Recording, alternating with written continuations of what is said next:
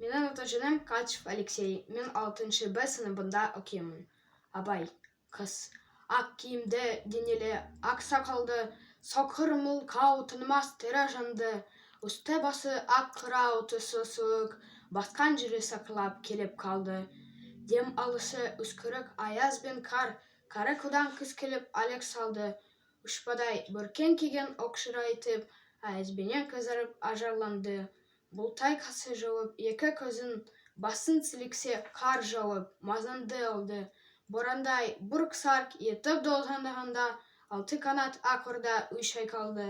Ауыз көріп жүгірген жас балалар, беті қолы домбығып өсек шалды. Шидем мен тон қабатап киген малшы, бет қарауға шыдамай теріс айналды.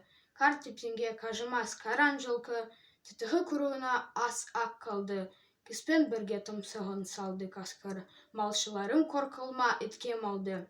Соныға малды жайып көзетіндер, ұйқы өлтірмес, қарат қыл, бұз қамалды. Ит жегенше Қондыбай қанай жесін, күр жібер мына антұрған кәрі шалды.